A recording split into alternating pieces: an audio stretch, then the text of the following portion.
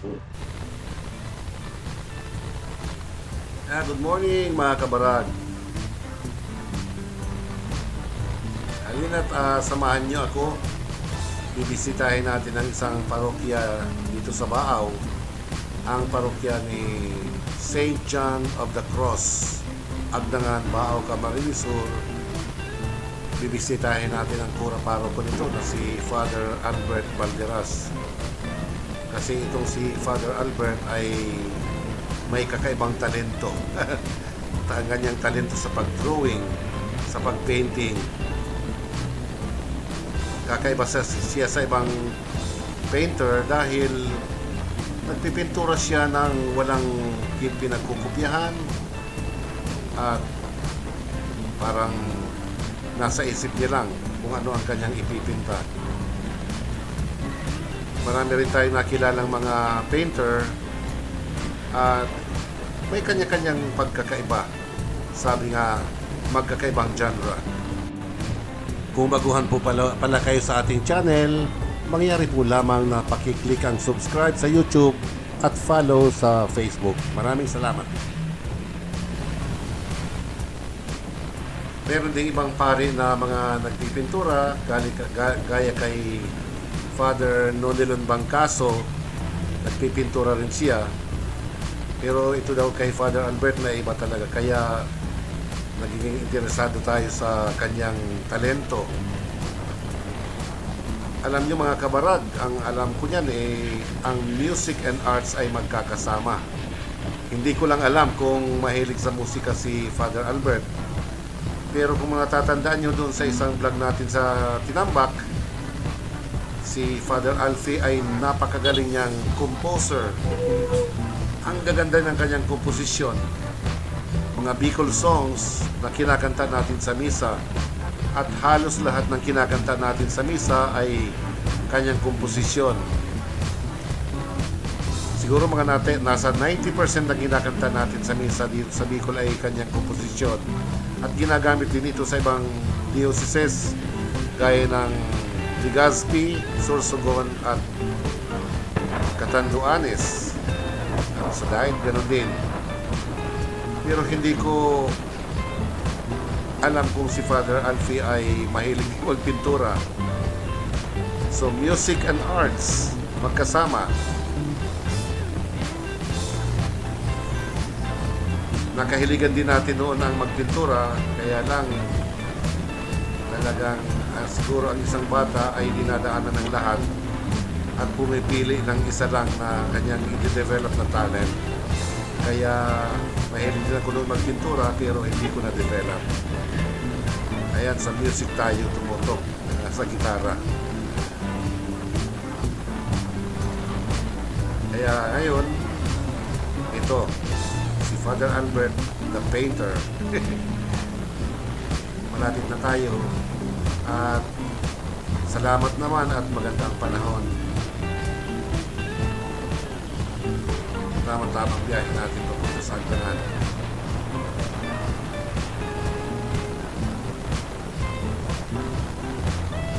Siya nga pala, ang Agdangan ay isa sa 4 na parokya dito sa Baaw. Ang Agdangan, ang St. Bartolomeo's, ang Sentro, ang St. Teresa of Avila at Our Lady of Lourdes sa Caranday.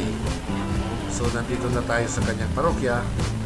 At sa ilang sandali ay may interview na natin si Father Albert.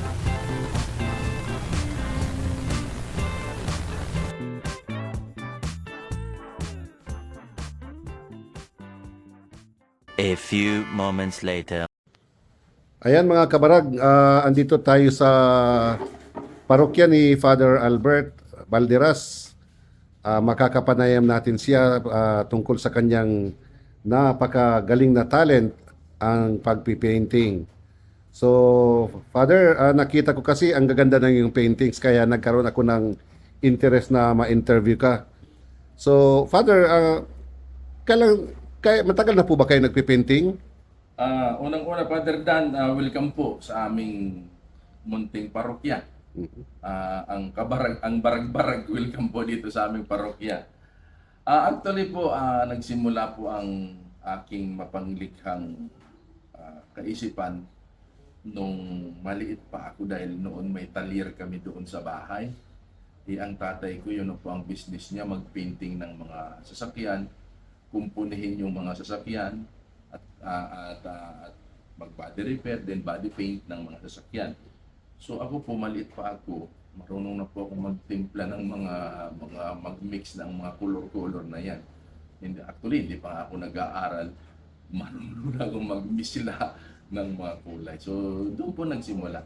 Doon po, as far as I remember, doon po nagsimula at nahubog ako sa actually, halo-halo muna ng mga kulay. Okay, Father. Kasi nakita ko tong painting mo, gaya nito. Saan mo naman ito ginaya? Mayroon ka bang kinopyahan na mayroon kang kinopyahan na picture para magawa mo ang ganito? Actually, lahat po ng paintings ko, wala po akong kinopyahan dahil ito po talaga ay original mga likha. Ay one piece, one masterpiece po ito eh. Okay. So ito po ay actually ito pong mga ginawa ko dito sa likod ko, ito po ang tinatawag na iconography na so ito po yung pinaka one of the oldest genre sa larangan ng pagpipitik sa larangan ng mga artworks. So actually this is Byzantine art. So kung titingnan niyo po yung mga pinakalumang simbahan dito sa daigdig, makikita po ninyo yan. Byzantine po ang nakalagay dyan. Okay, Father, ano bang mga genre ang mga paintings, drawing, at ito sa iyo in particular, ano ito? Ito po ay tinatawag na iconography. Ako lang po ang gumagawa nito sa Pilipinas. Wow. Dahil ako po ay nag-aral sa Greece, sa Athens, kung paano po gumawa ng mga ganitong likha. Actually, yung mga materialis ko po galing pang Cappadocia. Dahil talaga I need to observe the traditional way of making this artworks. So hindi po to kung saan-saan lang. So talagang ino-observe ko po yung I need to respect the way mga Orthodox maggumawa ng mga paintings na. Okay, Father. Wala kang kinopyahan dahil ito ay original. So bago kayo nagpainting, mayroon na ba kayong nabuo sa inyong imagination o paano yan nangyari? Opo, pag sinabi po kasing Byzantine arts, may category po siya. May elements para makonsider mo siya na Byzantine. So gagaya na ganito. Pag sinabing Byzantine arts, dapat malaki yung mata at medyo mahaba yung ilong. Okay. So yan po ang category ng Byzantine. Okay. So at paano mo papatandain yung for example si Jesus Christ, yung mga image ni Jesus Christ, paano mo papatandain yung imahen niya kagaya ng tingnan niyo yung mga early dog perpetual that is sa Byzantine art. So yun, mahaba yung ilong niya, malaki yung mata niya, tapos maliit yung lips niya. At paano mo siya papatandain na mas matanda pa sa Khmer?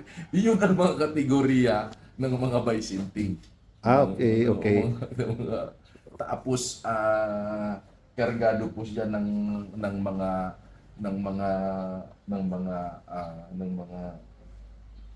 yung tinatawag natin yung intricate talaga, and up to the small details, intricate siya. So yan ang mga kategorya ng mga yung mga Byzantine. Yan sinisimulan ko pa yan. Nasa coin pa lang yan, 30% pa lang yan. Wala pa yan. Okay. So pag tiningnan mo parang 70% na. Yan po mga nasa 30% pa lang po. Oo. So Father, actually sabi mo bata ka pa nagsimula ng magpainting, pero kailan ka nagsimula na magpainting ng ganito sa canvas? nag-canvas po ako nung elementary ako dahil sumasali na po ako ng mga paligsahan noon Oh. ng mga paligsahan, yung mga Petron, Shell na paligsahan, tapos yung mga paligsahan ni yung yumaong gobernador natin dito, si Governor Luis Villaperti. Mahilig din yun magpatimpalak ng mga ganon sa mga regional. So, Sumasali na pa ako noon Okay. ng mga panahon na yun. Okay. So may mga napanalunan ka na rin sa mga Dahil 7 years old po ako, kumikita na ako dito eh. talaga. So ito, Father, ang ganito, binibinta nyo ba ang mga ganito? Opo, binibinta ko po ito. Ito po kasi talagang gold po ito. This is 14 karat gold. Oh, Gold talaga po ito. Talaga? Gold leaf talaga yan. so ang ganyan, mga magkano kaya yan, ganyan? Ibubulong ko na lang sa iyo. Sige. Ibubulong ko na Gold talaga pala ito. Gold po yan. Ayan, gold pala ito talaga. Gold leaf po siya, gold leaf. 14 carats. Mm-mm. So, ayan po mga kabarag, oh. Ang ganda ng So, painting na to. kagaya nito, si San Rafael, paano mo siya makikilalang San Rafael siya? Oh, paano nga ba? Paano mo makikilala? Dahil San Rafael, iskuyan po siya, isa po siyang manggagamot. Aha. God's healer. So ito po yung simbolo ng Oo. mga doktor. Tapos yung isda, In the book of Tobit. Tobit, yeah. Yung pinagaling niya si Tobit sa pamamagitan. kaya pala mayroon siyang mga ganyan. So ganyan yan. Ito naman, tingnan niyo yan. Naka-armor siya. Louis Vuitton yung kuya. Louis Vuitton yung leader siya. Tapos may espada siya. May armor at may espada. May scabbard, ibig sabihin ito si Saint Michael. Michael, oo. The Prince of God. Ito yung Saint Michael, the Great Prince. Oo, Ito oo. yung kuya. Oo. Tingnan mo, halos magkakapareha sila. Malaki yung mata, mahaba yung ilong. Oo. Yun ang bicentennial. Pag nakita yan talaga, this is a bicentennial. Original itong Oo. So magkakaiba na lang sila sa mga symbolism. mga symbolism na Oo, dala dyan, nila. Yung mga dala dyan, nila. dyan mo na lang sila makikilala. Ito si San Rafael kasi Opo. manggagamot. Kagaya dyan. Tapos, yan. ito naman si Saint Luke dahil mayroong leon. Okay, ang galing So, naman. dyan mo sila makikita. Kahit hindi, ito kasi, pag sinabi kasing icon, pag sinabing Byzantine art, kahit hindi ako magpaliwanag, kukuha mo na siya. Sa mga Okay. representation, yung mga dala-dala niyang representation. Oo. Father, may ano ka na rin ba sa mga exhibit, naka-participate? Opo, palagi po ako nag-exhibit alos every year, mga major exhibit dito sa mga malls dito sa City of Naga, Legazpi, nagpamanila rin kami. Mayroon ding Maynila. Mayroon ka bang upcoming na exhibit? This coming February, may exhibit po kami sa Heart Center, then sa Robinson po, Sa Maynila? sa Maynila. Oh. Tapos I am preparing for this. I was invited na mag-show doon sa Ayala Museum. Ayala Museum. Oh. So ayan mga kabarag, at maswerte tayo at nakapanayam natin si Father Albert at napakagaling niya talaga sa painting. Kanina tinitingnan kita sa nagpipaint ka kanina, ito pinipaint mo, talagang wala siyang kinukopyahan, talagang nasa imagination niya lang lahat ng pinipaint niya. So kaya kakaiba ang kanyang painting. Marami na tayong mga nakitang mga painter na mayroon silang kinukopyahan, pero ito si Father Albert, talagang original ang kanyang painting. Father Albert, maraming salamat at May gallery po ako dito. Ay, oo, sige. Mamaya ipapakita ko sa inyo yung mga finest painting doon sa baba. May gallery po kami dito sa parokya. Sige. Yung mga paintings ko din na actually hindi lang po ako nagpi-painting ng Byzantine. Lahat kahit anong genre, kahit anong kaya kong gawin. As long as it is an product of imagination, as long as it's a produkto ng mapanlikhang kaisipan, kaya natin pong gawin. okay, so pupunta tayo sa gallery. Okay, thank you.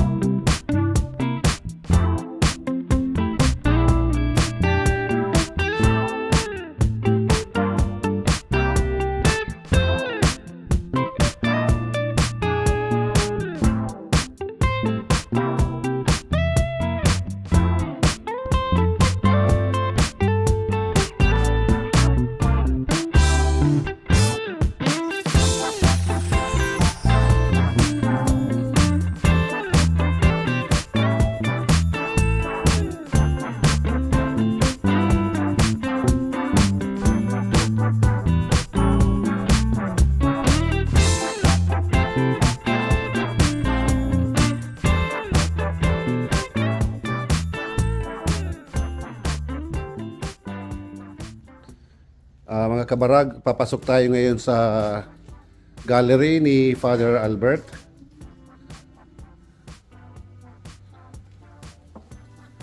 Ito, ang dami niyang paintings dito. Father, pwedeng say something about your paintings? Ito. Ito po yung title po nito is First Sign na nangyari po dito yung first miracle ng Peña Francia. Uh-huh. There is a local artist noon na gumawa ng imahe ni Ina. Kataon po na wala pa naman pintura noon. So kinuha lang yung dugo ng isang aso at yun ang pininting sa mukha ni Ina. Kaya kung titingnan niyo po, yung imahe ni Ina medyo yan. So ito po yung aso na ginamit at after nakuha yung dugo niya, itinapon po sa Bicol River. And after several minutes, bumalik yung aso sa may-ari. So ito po yung first sign, first miracle. Oo, di ba yung aso, tinapon walang ulo? Tapos after a while, bumalik, buhay na. Buhay na. Oo. Yung first miracle ng Peña Francia ng Naga. Yung aso, kinuha yung dugo, pinutol yung ulo, tapos tinapon sa ilog. At saka parang sabi ni Father Covarrubias, this will be the first sign of the miracle of Peña Francia. So yung aso, bumalik sa may-ari. Yan, thank you Father. Second picture. Ito po, biblical po to, yung paggagamit ng oras sa Biblia. Ito po yung first watch, second watch, and third watch of the night. So minsan nasampit din po yan. Ito po is, ngayon na po ito, third watch of the, ang first watch of the night is from 6 o'clock to 9 o'clock. That is first watch. Second watch 9 o'clock until 9 to 11. And third watch of the night is 11 to 3. Yun po yung pinakamadilim na. So ito po yung second watch. Ito po yung third watch, yung pinakamadilim. Pinaka-madilim na siya dahil magbubugang liwayway na din siya. Okay. At dito sa madilim na ito, dito yung mga magnanakaw lumalabas dahil ito na yung pinakamadilim na sa lahat. Okay. So ito, third and second and third watch of night. Okay. Binagyan ko lang siya ng arte. Okay. Binagyan ko siya. Binagyan. So it is biblical way of using time. Ito naman. Ito din po yung Madonna and Child, Mother and Child na version ko din. Actually, ang title nito is No Excuse. Bakit no Pag excuse? nanay ka, walang excuse. Okay. Ang nanay, lahat yan, nagpapadidi ka, nagluluto ka. Oo. Wala yan, walang sa pag nanay, no excuse ka talaga pag nanay. No excuse ka. Oo. Naging isang nanay. Ito po sa kaibigan ko rin po ito, si Erwin Sige. Ito po yung ginamit niya sa exhibit namin sa Naga City. Oh, Sa Isla. So, okay. dito niya ilinagak ang obra niya dito sa Gala. Oh, so hindi ikaw nag-paint ito? Opo, ito, Erwin Sige. Okay. Isa rin po siyang matibay sa Tagabuna. Okay. Okay, doon tayo sa kabila. Yung iba po dyan, nakuha na. May So ito mga for sale ito. Opo, for sale. Okay. So, yung dito nakuha na din, yung doon nakuha na din. So, siguro apat na ang nakuha dito. Aha. Ito, Ito po naman. yung tinatawag na, ang title nito is Riding in Tandem.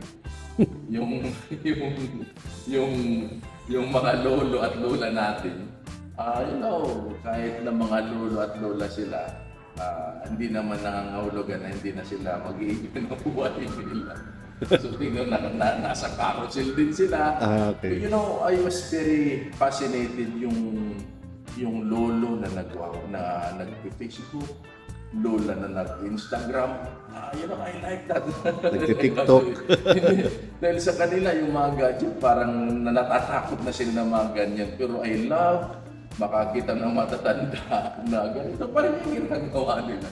Okay. So I use it on a canvas how to to take care of their elderly. Okay. So Ito dito rin naman po tayo. yung Magnificat version ko kay Ina. Magnificat. Yan ko sa kanya. Dahil actually wala pa akong nakitang pangit na imahe ni Mary. Lahat ng imahe ni Mama Mary, lahat maganda. Lahat siya. Wala pa akong nakitang matandang imahe ni Mama Mary na matanda na siya. Parang si Mama Mary hindi tumatanda. Di ba? Because I think that's part of holiness. Sabi nga ni Bishop So, pag ikaw daw ay mas sunurin, hindi ka tatanda, hindi ka magkakaproblema. Okay. So ito yung mga version ko ng mga imahe ni Ina. Ito, ginawa ko to nung nasa Tagungtong ako. Because yung kusina ko facing Isaro nung nasa Goa ako. So ang sarap mananghalian doon because kadate mo yung Isaro, yung harapan mo Isaro. So ito yung parang Mother Earth yung sabi ko. I want to have a painting na yung parang Mother Earth. So yun po, ito po yung version. Medyo greeny siya, green siya. Okay. So Ito naman, medyo may social, may social implication po ito. Dahil this is one of my protests when the Vice President is asking for intelligent fund sa mga saliphead.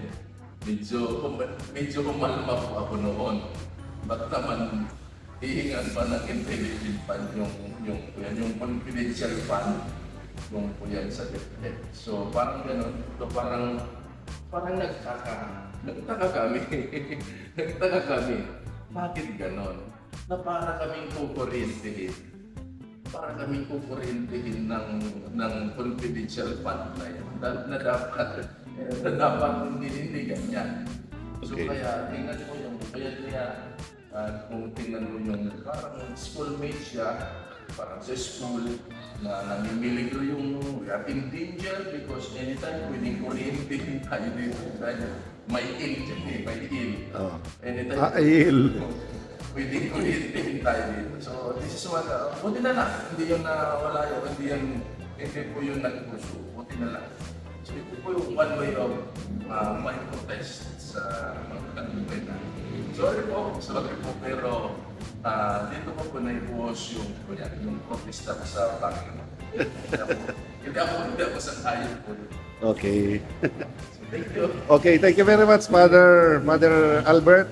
Ayan po, maraming salamat, Father, at pinaunlakan mo ang ating pakipanayam sa inyo.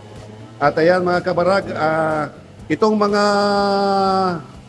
pictures dito ni Father ay lahat ito for sale. Kung interesado kayo, contact na lang kayo dito sa Agdangan Parish, St. John of the Cross Parish, Agdangan, Baaw, Camarinesor. Sa liwat, Father, sa muli, maraming salamat. God bless and mabuhay. One eternity later.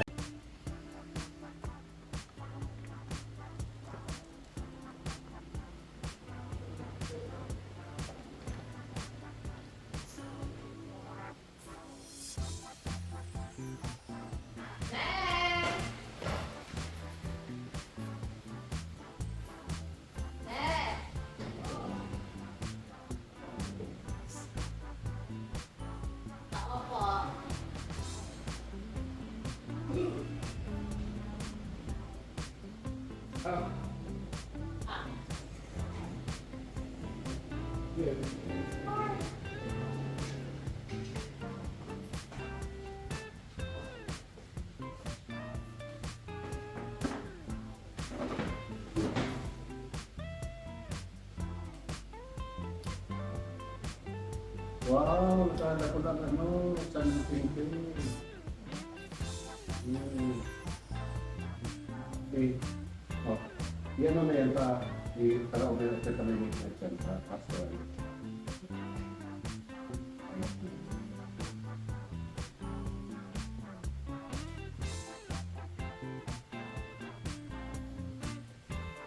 Belated happy birthday po, Father Dan. Grabe ka naman, nakakatas naman yan. Huli man daw at magaling huli pa rin. Pero thank you very much ka rin. You're welcome po. Ay, wow, that's man. Thank you. That's man. Magulog ako kami ay. Ako message sa likod. Ay, Ninong, Padugan, happy birthday po. May have many more birthdays to come. All the best. Kami ka rin. Thank you. Yan po, welcome po.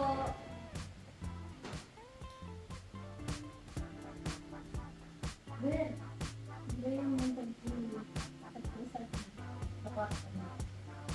Ikaw asa, well, ito drawing, ito ini, picture ini. So, Picture yan. mali picture. Picture, siya hindi ko yung picture meron ka doon sa, sa Basilica. Inarugan sa picture mo. Drawing yan. Baydun mo. Sa picture. At ang baydun mo kaya nga ang kapuraan mo. Ang kapuraan sa gilid. O yan. Tapos pag rinisa mo sa aling, Hindi sulapis. ako ano. Drawing hindi. Tapos hindi niya lang. Ito. Ay, kung yan kung pinag-aroon Xerox copy. Pero talaga. Tiday. Po. Drawing pala rin. Opo, drawing po yan. Ay, akala ko picture. Drawing po yan. Matiwis yung pagka-drawing. Kasi nag-drawing kami. Pinsan ko po, Si Sai. si Angelica Berodi. Pagkasari siya. Pinsan ko, Talaga? Yung siya, nag-drawing talaga siya. opo. Gusto ko siyang makaulay. Sige po, pwede. Gusto mo? Saan po siya? Iyo. Pwede makaulay ko siya. Opo. Matigo yun. Una ko talaga picture. Drawing pa lang. Iyo. Ipakisabi yun. Thank you very much talaga. Thank you sa regalo ng Atan. Thank you. Oh, welcome po. Kung marunong ko kanina, kala ko picture. Yung picture na yung guy ma-appreciate. Pero drawing, my goodness, drawing. Drawing po yan. Thank Sabi you. ko po sa'yo, late po bagay yung regalo ko. Sana all. Super late mo naman ako. Thank you. Drawing talaga. Binigyan mo sa pagkakalay mo yan. Opo. Wala mo. Yeah, opo. Pinsan ko po. Para may bunyagan, pagkabunyagan. Okay po. Thank you. Ito ng drawing. Isa ka lang ako ba? Thank you. Pero naka-DJ.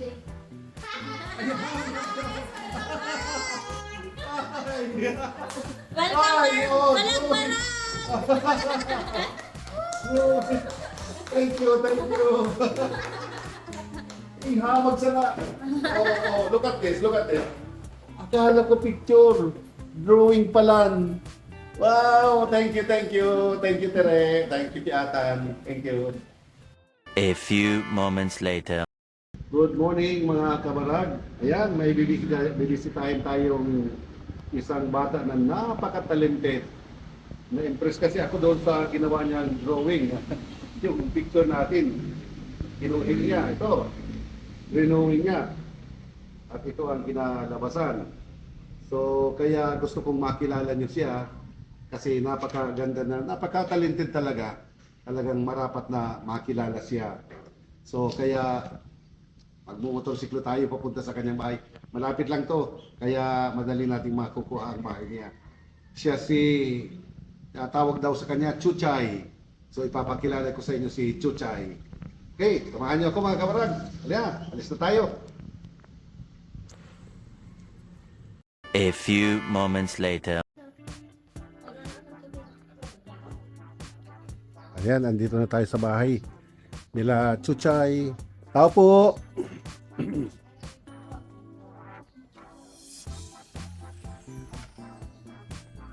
Hello po. Hello, Chuchay. Good Tuloy morning. po kayo. Ayan. Morning po. Ayan, narating natin ang bahay ni Chuchay. Chuchay, ano nga ang pangalan mo, Chuchay? Angelica po. Angelica. Verin po. Akala ko panganiban. Chuchay, kasi nagandahan ako nung ginawa mong painting, painting yung drawing, yung picture ko na dinowing mo, talagang na-impress ako doon.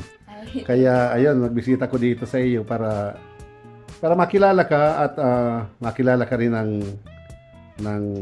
mga tao kasi you deserve it. You have that gift, regalo sa iyo ng Diyos.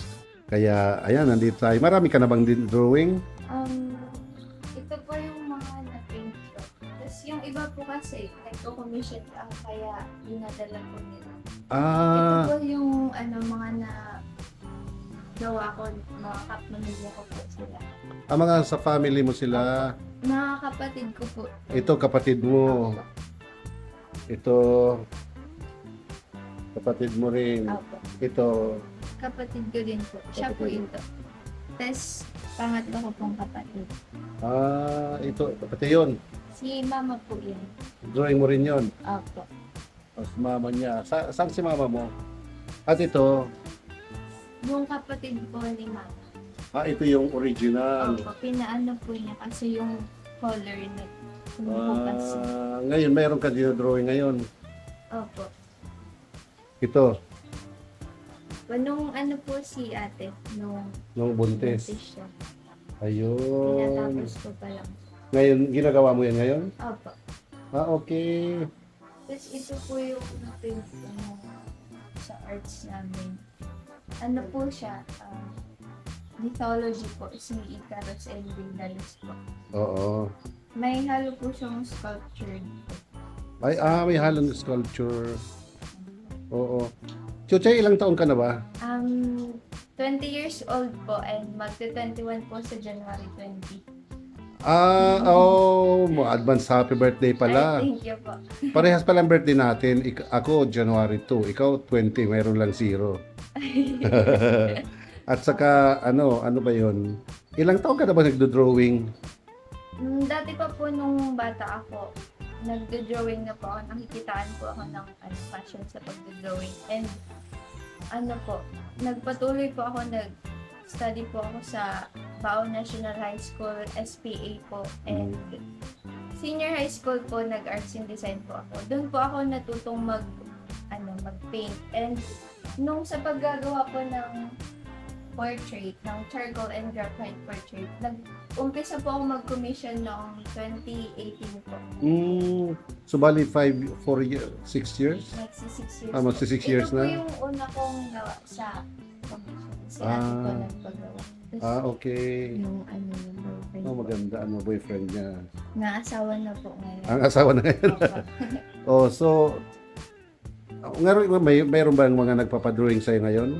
Meron po. Pero di ko pa po natatapos yung isa. Magkano naman ang sinisingil mo? Kunyari, ganito. Ganyan. Magkano naman ang ganyan? Sa ganito po, A4 size, 600 po siya with frame na. With frame na? Opo. Ang mura naman. Oh, mga kabarag, ang mura-mura ng magpa-drawing kay Chuchay. Dagdagan mo. Sa akin yung dagdag. Oo. Ayan. At ayun, yun nga. Yung pinag-drawing mong talagang napakaganda. Yung drawing na, kaya dito tayo na-impress yung drawing ni Chuchay. Ito, ayan. At ito yung drawing niya. Tingnan nyo, ayan. Kaya sabi ko, ang ganda naman. So, ayan mga kabarag. Si Chuchay, magaling siya mag-drawing. Pwedeng sample ng pagdodrawing. Sige po. Nagpipaint po ako. Nagpipaint ka ngayon? Sige, titignan natin. Sige po. Sandali mo na. A few moments later.